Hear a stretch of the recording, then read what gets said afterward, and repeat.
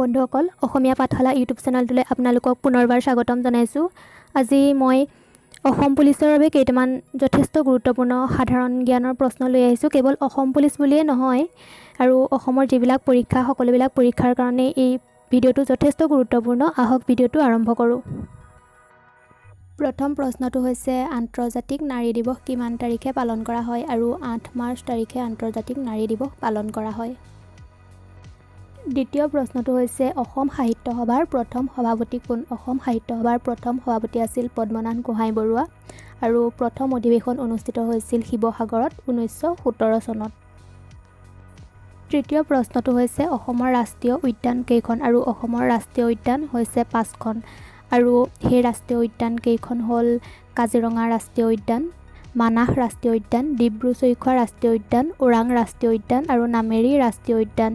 ৰাষ্ট্ৰীয় উদ্যান কেইখন আৰু কি বুলি প্ৰশ্ন নাহিব পাৰে, তথাপিতো মই আপোনালোকৰ সুবিধাৰ কাৰণে নামকেইটাও দি দিছোঁ। চতুৰ্থ প্ৰশ্নটো হৈছে কাজিৰঙা ৰাষ্ট্ৰীয় উদ্যানক কিমান চনত ইউনেস্কোৱে বিশ্ব ঐতিহ্য ক্ষেত্ৰৰূপে স্বীকৃতি দিয়ে? আৰু 1985 চনত কাজিৰঙা ৰাষ্ট্ৰীয় উদ্যানক বিশ্ব ঐতিহ্য ক্ষেত্ৰৰূপে স্বীকৃতি দিয়া হয়।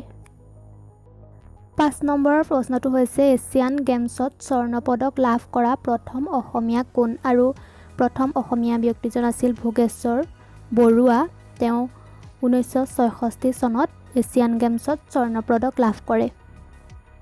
6 নম্বৰৰ প্ৰশ্নটো হৈছে যে ঘূৰণীয়া মেজমেলত অংশগ্ৰহণ কৰা প্ৰথম অসমীয়া ব্যক্তিজন কোন? আৰু প্ৰথম অসমীয়া ব্যক্তিজন আছিল চন্দ্ৰধৰ বৰুৱা।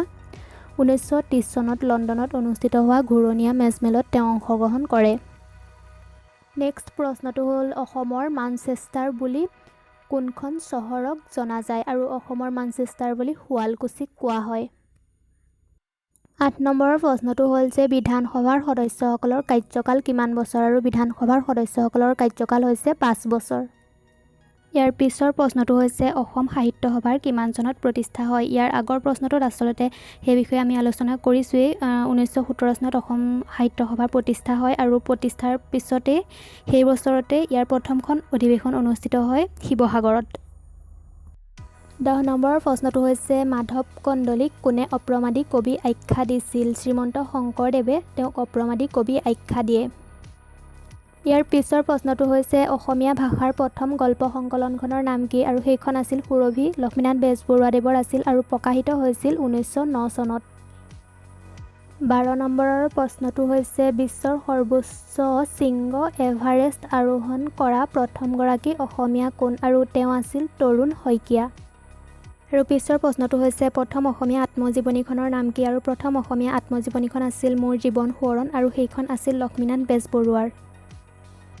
14 নম্বৰ প্ৰশ্নটো হৈছে ৰাষ্ট্ৰীয় সন্মান লাভ কৰা প্ৰথম অসমীয়া চলচ্চিত্ৰখনৰ নাম কি? আৰু প্ৰথম অসমীয়া চলচ্চিত্ৰখন আছিল পিয়লি ফুকন আৰু পৰিচালক আছিল ফণী শৰ্মা। আৰু প্ৰথম অসমীয়া শিশু চলচ্চিত্ৰখনৰ নাম কি? আৰু প্ৰথম অসমীয়া শিশু চলচ্চিত্ৰখন আছিল অবুজ বেদনা আৰু অবুজ বেদনাৰ পৰিচালক আছিল গুণহিন্দু হাজৰিকা। নেক্সট প্ৰশ্নটো হৈছে প্ৰথম ইংৰাজী দৈনিক বাতৰি কাকতখনৰ নাম কি? আৰু দৈনিক বাতৰি কাকতখন হৈছে আছাম ট্ৰিবিউন আৰু প্ৰথম সম্পাদক আছিল লক্ষ্মীনাথ ফুকন।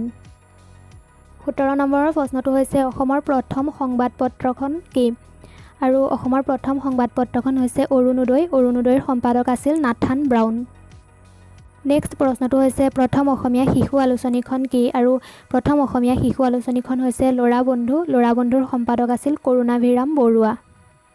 19 নম্বৰৰ প্ৰশ্নটো হৈছে প্ৰথম অসমীয়া আলোচনীখনৰ নাম কি? প্ৰথম অসমীয়া আলোচনীখন হৈছে জোনাকী আৰু জোনাকীৰ সম্পাদক আছিল চন্দ্ৰকুমাৰ আগৰৱালা আৰু জোনাকীখন প্ৰকাশ পাইছিল 1889 চনত। আজিৰ শেষৰ প্ৰশ্নটো হৈছে কোন ক্ষেত্ৰত আগবঢ়োৱা অৱদানৰ বাবে পুলিটজাৰ বঁটা প্ৰদান কৰা হয়? সাংবাদিকতা আৰু ইয়াৰ বিভিন্ন ক্ষেত্ৰত আগবঢ়োৱা অৱদানৰ বাবে এই বঁটা প্ৰদান কৰা হয়, যেনে জনসেৱা, ৰাষ্ট্ৰীয় আন্তঃৰাষ্ট্ৰীয় প্ৰতিবেদন, অনুসন্ধানমূলক প্ৰতিবেদন, সাহিত্য আৰু সংস্কৃতি ইত্যাদি।